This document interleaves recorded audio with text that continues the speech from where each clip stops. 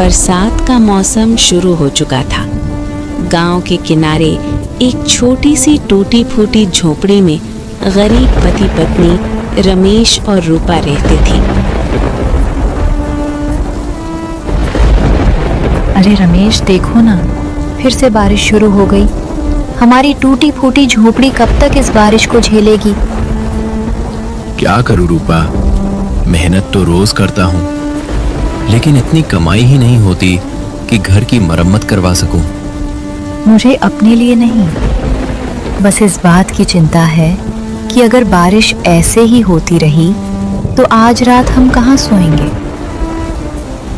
हिम्मत मत हारो रूपा, मुश्किलें हमेशा नहीं रहती। एक दिन हमारी मेहनत जरूर रंग लाएगी और हम भी पक्के घर में रहेंगे। बस यही उम्मीद मुझे हर दिन हिम्मत देती है। चलो, जो भी हो, हम दोनों साथ हैं तो हर मुश्किल का सामना कर लेंगे। बिल्कुल, जब तक हम साथ हैं कोई भी तूफान हमें हरा नहीं सकता।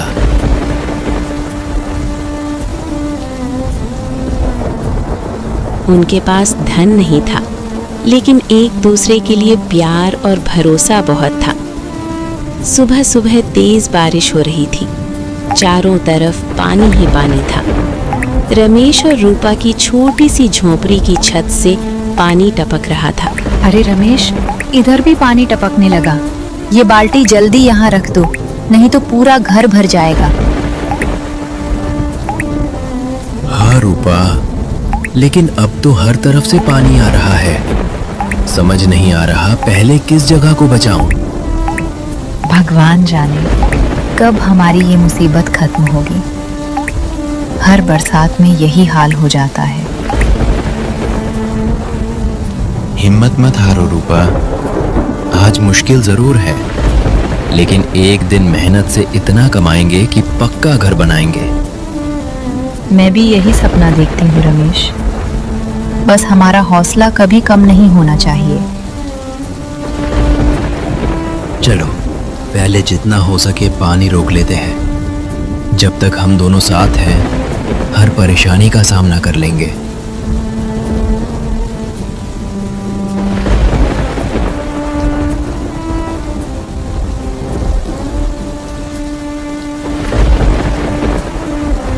घर में रखा आखिरी अनाज भी खत्म हो चुका था। दोनों के चेहरे पर चिंता साफ दिखाई दे रही थी। रमेश जी, घर में खाने के लिए कुछ भी नहीं बचा है। आटा, चावल, दाल सब खत्म हो गया। अब क्या करेंगे? तुम चिंता मत करो रूपा, मैं अभी अपने बड़े भैया बिरजू के घर जाता हूँ, शायद वो थोड़ी मदद कर दें। जल्दी आना और अपना ध्यान रखना, बारिश बहुत तेज है।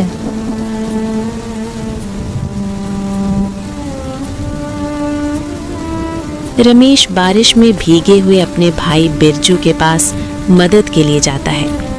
उधर बिरजू के पक्के मकान की बालकनी में बिल्कुल अलग नजारा था।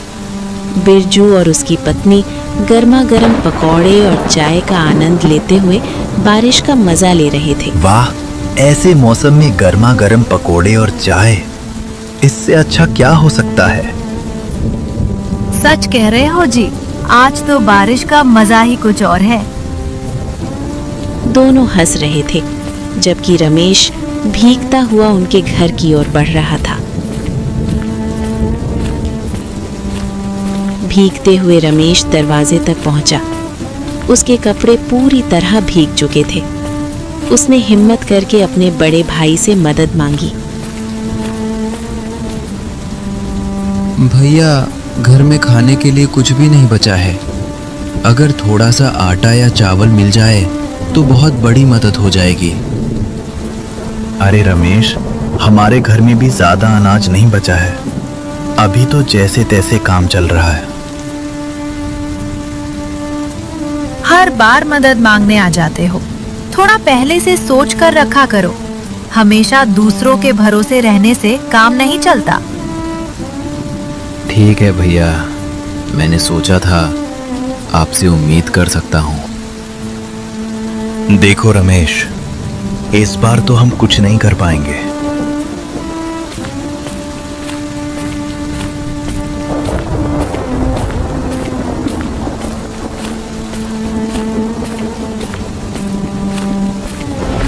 भाई के घर से निराश होकर रमेश भारी कदमों से आगे बढ़ता रहा।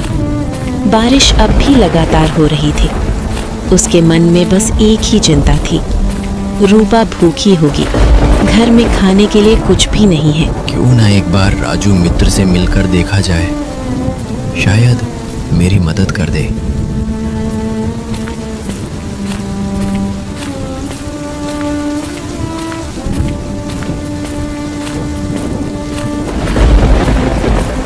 तभी उसे अपने बचपन के दोस्त राजू की याद आई। रमेश ने सोचा, एक बार राजू से मिलकर देखता हूँ।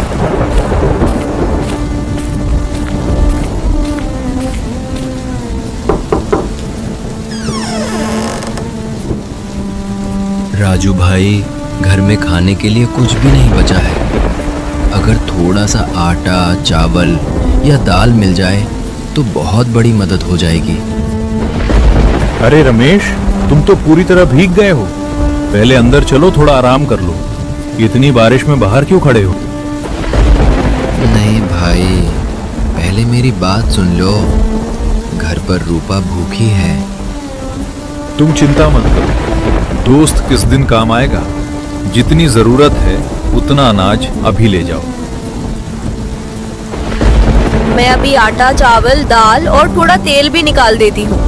ऐसे समय में एक दूसरे का साथ देना ही सबसे बड़ा धर्म है। राजू भाई, मैं तुम्हारा ये एहसान कभी नहीं भूलूंगा। दोस्ती में एहसान नहीं होता रमेश। आज मैं तुम्हारे काम आया हूँ, कल मुझे तुम्हारी जरूरत पड़ सकती है।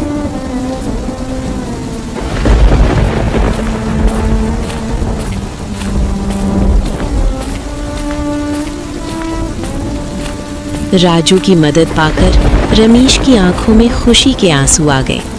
उसने अनाज का बोरा उठाया और भीगते हुए तेज कदमों से अपने घर की ओर चल पड़ा। आज उसे समझ आ गया था कि रिश्ते सिर्फ खून से नहीं बल्कि दिल से भी बनते हैं। मुश्किल समय में जो साथ खड़ा रहे वही सच्चा अपना होता है। आज भगवान ने राजू भैया को हमारे लिए फरिश्ता बनाकर भेज दिया। हाँ रूपा, लेकिन हम हमेशा दूसरों के सहारे नहीं रह सकते। कल सुबह मैं काम ढूंढने जरूर जाऊंगा, मेहनत करूंगा और अपने दम पर घर चलाऊंगा। मुझे तुम पर पूरा भरोसा है। मेहनत करने वालों का साथ भगवान भी देते हैं। राजू की मदद से मिले राशन से रूपा ने सादा लेकिन स्वादिष्ट खाना बनाया। कई दिनों बाद दोनों ने पेट भरकर खाना खाया। बाहर बारिश अब भी हो रही थी, लेकिन उनके दिलों में उम्मीद की एक नई किरण जग चुकी थी।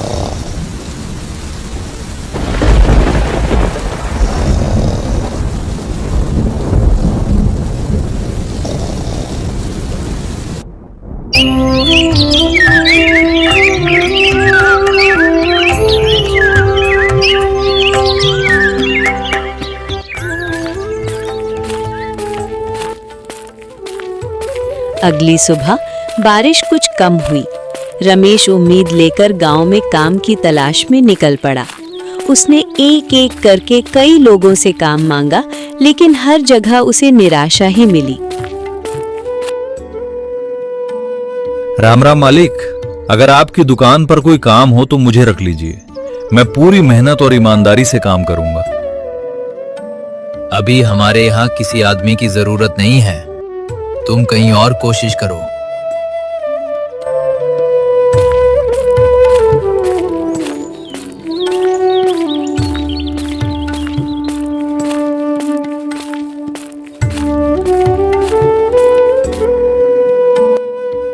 भैया, कोई भी काम मिलेगा सामान उठाने का, साफ सफाई का या दुकान संभालने का, मैं कोई भी काम कर लूंगा। ना रे, हमारे पास पहले से आदमी है, अभी कोई काम खाली नहीं है। न जाने कहां से आ जाते हैं सुबह सुबह मूड खराब करने के लिए।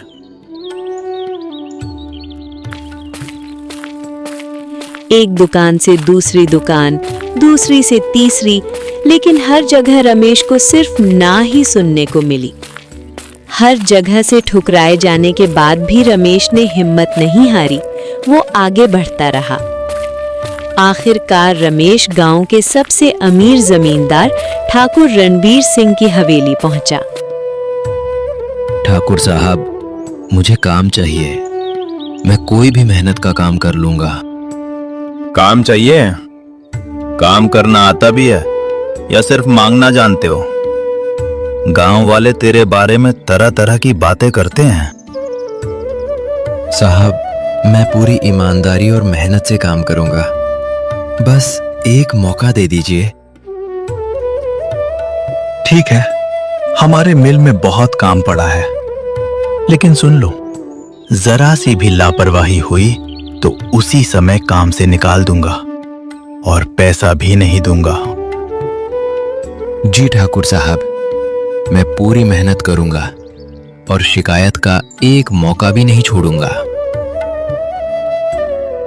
ठीक है, ठीक है, तुम आज काम देख लो और कल से ही काम पर आना शुरू कर दो। ठाकुर अपने गुस्सैल स्वभाव और सख्त व्यवहार के लिए पूरे इलाके में मशहूर था। लोग उससे डरते थे। रमेश को काम तो मिल गया, लेकिन उसे नहीं पता था कि असली परीक्षा अब शुरू होने वाली है। ठाकुर रणवीर सिंह बहुत कठोर और गुस्सैल इंसान था और उसके यहाँ काम करना बिल्कुल भी आसान नहीं था। अरे ओ भाई, ऐसे इधर उधर क्या देख रहे हो? यहाँ घूमने आए हो क्या? नहीं भाई, मैं काम की तलाश में आया हूँ। तुम काम करोगे? अपनी हालत देखिए। यहाँ का काम इतना आसान नहीं है। सही कह रहा है, यहाँ दिन भर मेहनत करनी पड़ती है। देखने में लग रहा है तुम 2 घंटे में थक कर भाग जाओगे। भाई, गरीब हूँ, लेकिन मेहनत से कभी पीछे नहीं हटता। बस एक मौका चाहिए। मौका चाहिए, लेकिन याद रखना, ठाकुर रणवीर सिंह बड़े खड़ूस आदमी हैं। गलती करने वाले को 1 मिनट भी नहीं सहते।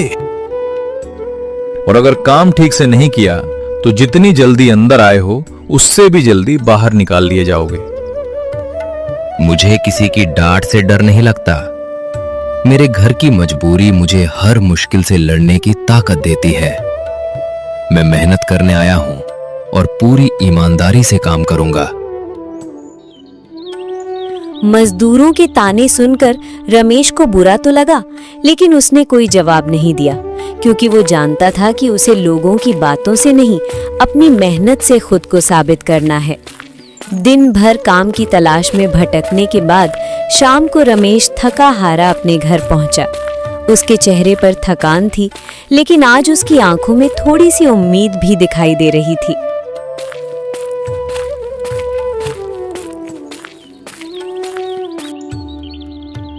आ गए जी, मैं कब से तुम्हारा इंतजार कर रही थी। बताओ, कहीं काम मिला या नहीं? हाँ रूपा, बहुत जगह भटकने के बाद आखिरकार ठाकुर रणवीर सिंह की मिल में काम मिल गया है। सच? ये तो बहुत अच्छी बात है।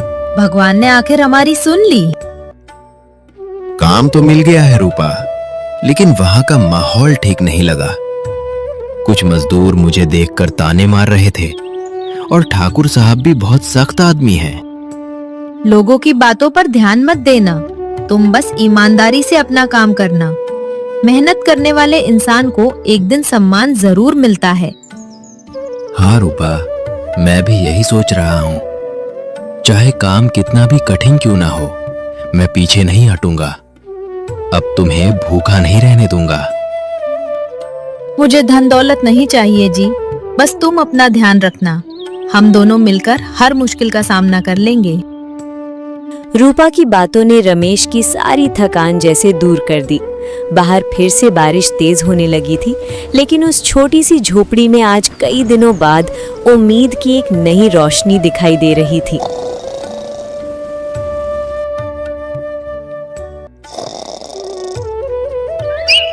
अगली सुबह सूरज निकलने से पहले ही रमेश उठ गया।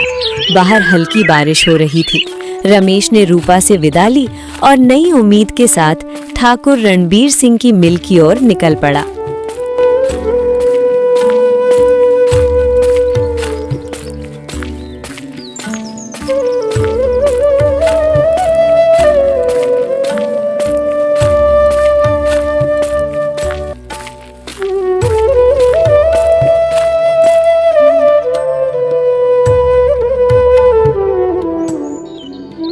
अरे देखो, नया मजदूर आ गया।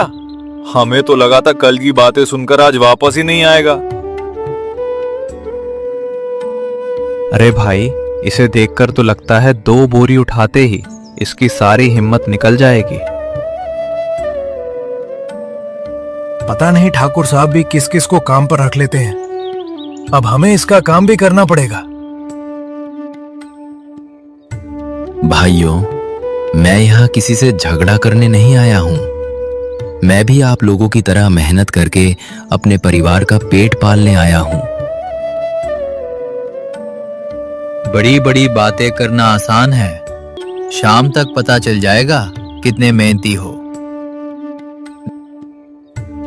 देख लेना, कुछ दिन में खुद ही काम छोड़कर भाग जाएगा। रमेश को क्या पता था कि मिल में उसकी मुश्किलें अभी शुरू ही हुई थी। कुछ मजदूर उसकी मेहनत से जलने लगे थे और जल्द ही उसके खिलाफ एक नई चाल चलने वाले थे। दिन मिल में कड़ी मेहनत करने के बाद शाम को रमेश घर जाने के लिए निकला। आसमान में काले बादल छाए हुए थे। अचानक बिजली चमकी और देखते ही देखते मूसलाधार बारिश शुरू हो गई। रमेश पूरी तरह भीग चुका था, लेकिन घर पर रूपा उसका इंतजार कर रही थी, इसलिए वो तेज बारिश में ही घर की ओर बढ़ता रहा। कुछ दूर जाने के बाद अचानक उसकी नजर सड़क किनारे बैठे एक बूढ़े बाबा पर पड़ी। बाबा बारिश में पूरी तरह भीग रहे थे और ठंड से कांप रहे थे। बाबा, इतनी तेज बारिश में आप यहाँ अकेले क्यों बैठे हैं? आपका घर कहाँ है? बेटा, मेरा कोई ठिकाना नहीं है। बारिश इतनी तेज हो गई कि आगे चलने की हिम्मत नहीं बची। रमेश खुद दिन भर की मेहनत से थका हुआ था। उसके पास न छाता था और न ही कोई साधन।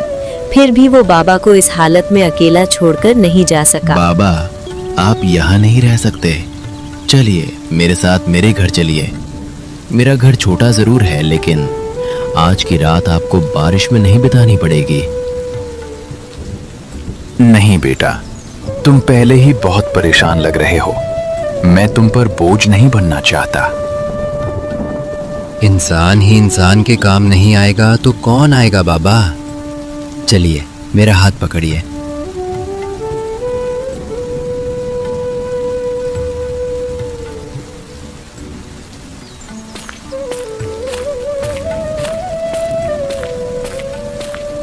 ठंड से कांपते हुए बाबा को देखकर रमेश का दिल पसीज गया।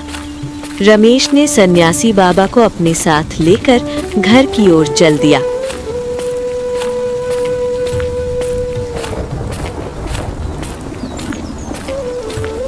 जहां रूपा पहले से ही उसके लौटने का इंतजार कर रही थी। क्या जी, इस बारिश में बाबा से आपका भेंट कैसे हो गया? ये बाबा कौन है? रास्ते में बारिश में अकेले मिले थे। ऐसी हालत में मैं इन्हें वहां छोड़कर कैसे आ जाता? आपने बिल्कुल सही किया। बाबा, आप अंदर आइए। पहले अपने कपड़े सुखाइए और थोड़ा आराम कीजिए। तुम दोनों के पास धन भले ही कम हो, लेकिन तुम्हारा दिल बहुत बड़ा है।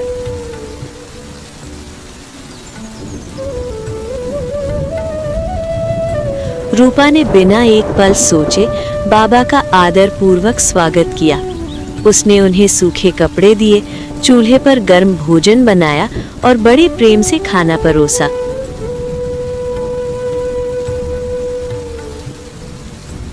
गरीब होने के बावजूद रमेश और रूपा ने अपने हिस्से का भोजन भी बाबा के साथ बांट लिया। उनके चेहरे पर संतोष था, क्योंकि उनके लिए अतिथि की सेवा ही सबसे बड़ा धर्म था।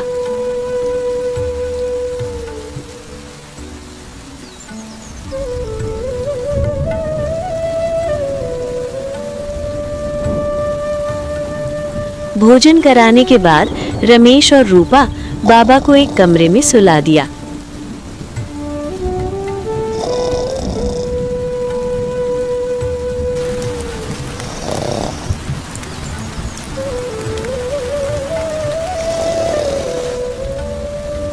इसके बाद रमेश और रूपा भी दिन भर की थकान के कारण गहरी नींद में सो गए।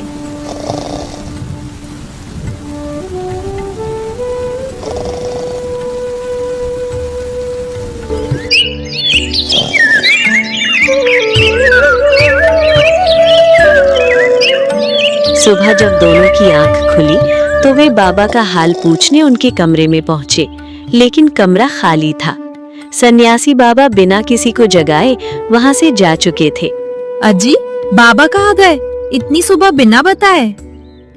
पता नहीं रूपा, मैं अभी बाहर से ही आ रहा हूँ। बाहर भी कोई नहीं दिखाई दिया।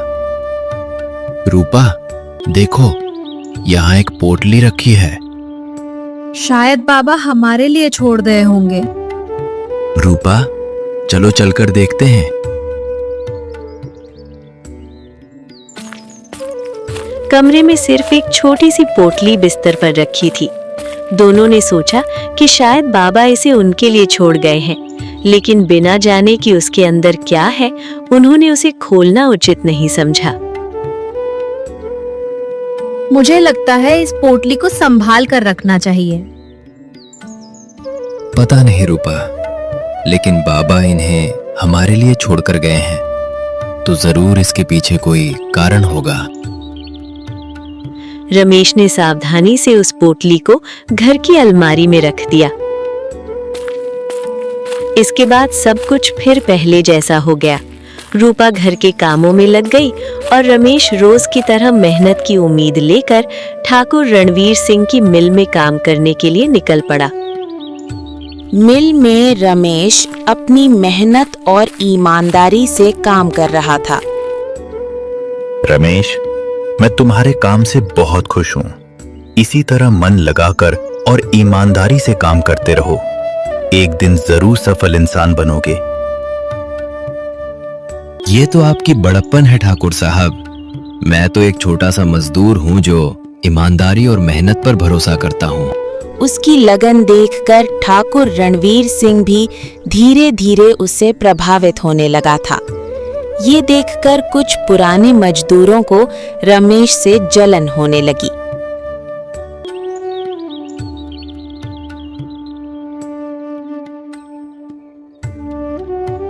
देख रहे हो, कल का आया रमेश ठाकुर साहब की नजरों में अच्छा बनने लगा है। अगर ऐसे ही चलता रहा तो एक दिन ये हम सबका मालिक बन बैठेगा। कुछ ऐसा करना पड़ेगा कि ठाकुर साहब इसे खुद ही काम से निकाल दें।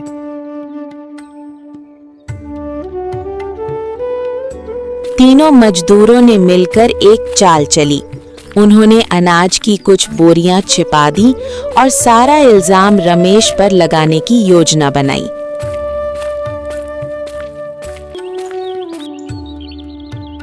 शाम को जब मिल में अनाज का हिसाब हुआ तो कुछ बोरियां कम निकली। ठाकुर रणवीर सिंह का गुस्सा 7वें आसमान पर पहुंच गया। मेरी मिल से अनाज गायब कैसे हुआ? किसकी हिम्मत हुई चोरी करने की? ठाकुर साहब, हम किसी पर झूठा आरोप नहीं लगाना चाहते, लेकिन आज रमेश को गोदाम के पास अकेले देखा था। हाँ मालिक, हमें भी उसी पे शक है। कहाँ है रमेश? रमेश को बुलाओ।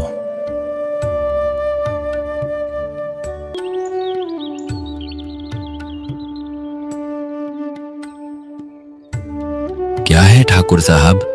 रमेश, सच सच बता, अनाज कहाँ छिपाया है?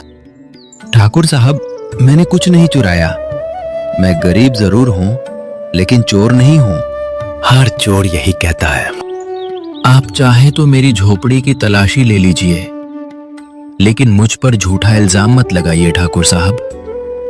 ठीक है, कल सुबह तक तुम्हें अपनी बेगुनाही साबित करने का मौका देता हूं। अगर असली चोर नहीं मिला तो तुम्हें इस मिल से हमेशा के लिए निकाल दूंगा। रमेश की आंखों में डर नहीं बल्कि सच्चाई दिखाई दे रही थी।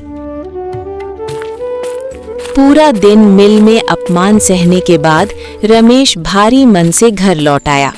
उसके चेहरे पर उदासी साफ दिखाई दे रही थी। रूपा ने उसे पानी दिया और दोनों चुपचाप बैठ गए। थोड़ी देर बाद रूपा ने भोजन परोसा। दोनों खाना तो खा रहे थे, लेकिन उनके मन में मिल की घटना ही घूम रही थी। आप घबराइए नहीं जी, मुझे पूरा विश्वास है कि आपने कोई चोरी नहीं की। सच एक दिन सबके सामने जरूर आएगा। रूपा, मैं गरीब हूं लेकिन बेईमान नहीं। फिर भी किसी ने मेरी बात पर भरोसा नहीं किया। अगर कल तक मैं अपनी बेगुनाही साबित नहीं कर पाया तो नौकरी भी चली जाएगी। हिम्मत मत हारिए जी, भगवान देर करते हैं लेकिन अन्याय कभी नहीं होने देते। बस यही उम्मीद है कि भगवान हमारी मदद करे। भोजन करने के बाद दोनों ने भगवान का नाम लिया और सोने चले गए। बाहर हल्की हल्की बारिश हो रही थी। चारों ओर गहरा सन्नाटा छाया हुआ था। आधी रात के समय अचानक अलमारी के अंदर से एक धीमी सी चमक दिखाई देने लगी। उसी के साथ एक रहस्यमयी आवाज पूरे कमरे में गूंज उठी। रमेश, रूपा। आवाज सुनते ही दोनों घबराकर उठ बैठे। अजी, ये आवाज कहाँ से आ रही है? मुझे भी समझ नहीं आ रहा। ऐसा लग रहा है जैसे अलमारी की तरफ से आवाज आ रही हो। उन्होंने इधर उधर देखा लेकिन कमरे में कोई दिखाई नहीं दिया। दोनों धीरे धीरे अलमारी के पास पहुंचे। तभी वही पोटली हल्की रोशनी के साथ फिर बोल उठी। डरो मत, मैं वही पोटली हूँ जिसे सन्यासी बाबा तुम्हारे लिए छोड़कर गए थे। हे भगवान, ये पोटली बोल रही है। आप कौन हैं? मैं बाबा का आशीर्वाद हूँ। तुम्हारी ईमानदारी, दया और सेवा से प्रसन्न होकर बाबा ने मुझे तुम्हारे लिए छोड़कर गए थे ताकि मैं तुम्हारी मदद कर सकूं। मदद? कैसी मदद? मैं कुछ समझा नहीं। मेरी बात ध्यान से सुनो। मिल में तुम पर जो चोरी का आरोप लगाया गया है वो झूठा है। असली चोर वही 3 मजदूर हैं जिन्होंने अनाज की बोरियां मिल के पीछे नीम के पेड़ के पास छिपाई हैं। सुबह होते ही वहां जाओ, बोरियां वहीं मिलेंगी।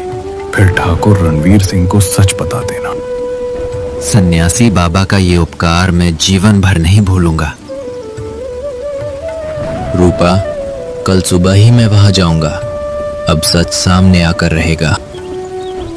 मैं जानती थी कि भगवान हमारी मदद जरूर करेंगे।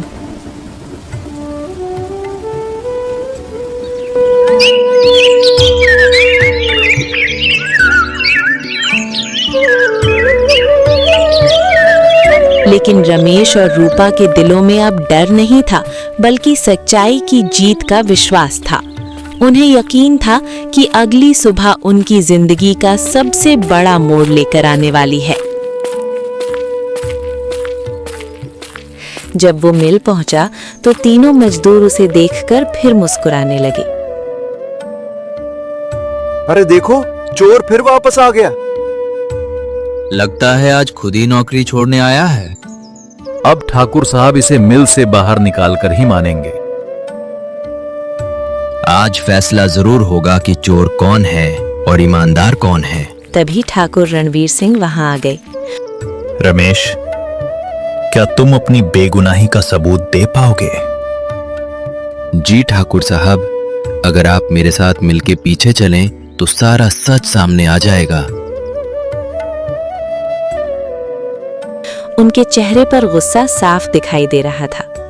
ठाकुर रणवीर सिंह, सभी मजदूर और रमेश मिलके पीछे पहुंचे।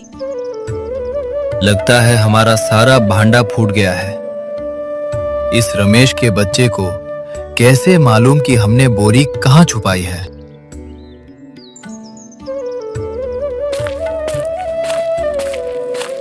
वहां एक बड़े नीम जो पेड़ के पीछे झाड़ियों के बीच कुछ बोरियां छिपी हुई थीं। ठाकुर साहब, यही है आपकी गायब हुई बोरियां, और इसका इल्जाम हम पर लगा दिया गया। बोरियां देखते ही ठाकुर रणवीर सिंह हैरान रह गए। उन्होंने तुरंत मजदूरों से पूछा, सच सच बताओ, इन्हें यहाँ किसने छिपाया? हमें माफ कर दीजिए मालिक, रमेश मेहनती था, इसलिए हम उससे जलने लगे थे। उसी जलन में हमने बोरियां छिपाकर उस पर झूठा आरोप लगा दिया।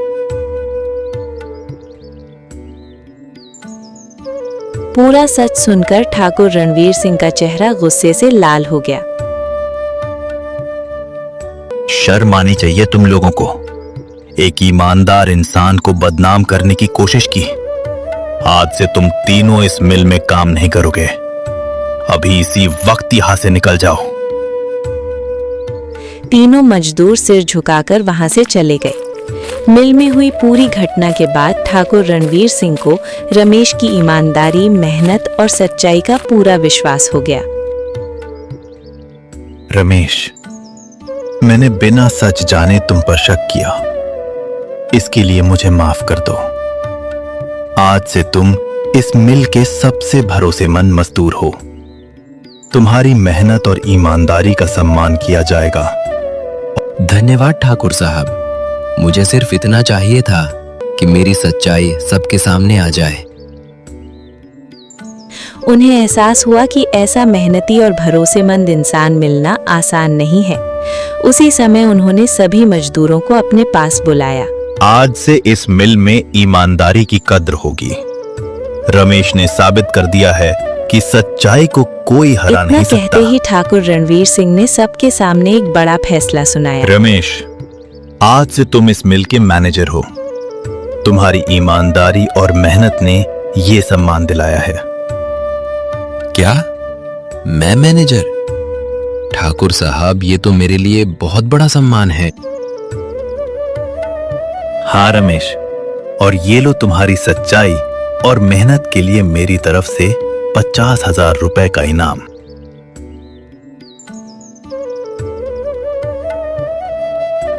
ठाकुर रणवीर सिंह ने रमेश के हाथ में 50,000 रुपए का इनाम रखा।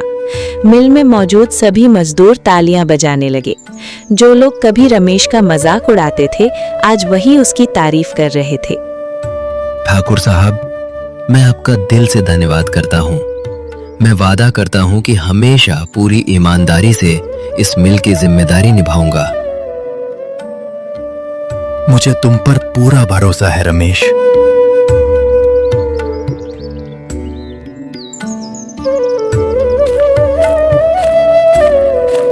रमेश खुशी से झूमता हुआ अपने घर की ओर चल पड़ा। उसके चेहरे की मुस्कान बता रही थी कि आज उसकी मेहनत रंग लाई है। रास्ते भर वो भगवान और सन्यासी बाबा को याद करता रहा। घर के बाहर रूपा रमेश के आने का इंतजार कर रही थी।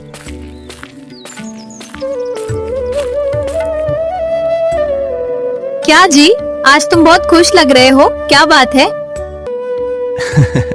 रूपा, आज हमारी किस्मत बदल गई। बहुत जल्द हमारे गरीबी का दिन जाने वाला है। सच? जल्दी बताओ क्या हुआ? ठाकुर रणवीर सिंह ने मुझे मिल का मैनेजर बना दिया है और मेरी मेहनत और ईमानदारी से खुश होकर 50,000 रुपए का इनाम भी दिया है। सच में? ये तो भगवान का आशीर्वाद है। मुझे तुम पर हमेशा से भरोसा था। रूपा, ये सब तुम्हारे विश्वास, राजू की मदद और सन्यासी बाबा के आशीर्वाद से ही संभव हुआ है। ईमानदारी, मेहनत और इंसानियत का रास्ता भले ही कठिन हो, लेकिन अंत में जीत हमेशा उसी की होती है। जो दूसरों की मदद करता है, भगवान उसकी मदद किसी न किसी रूप में जरूर करते हैं।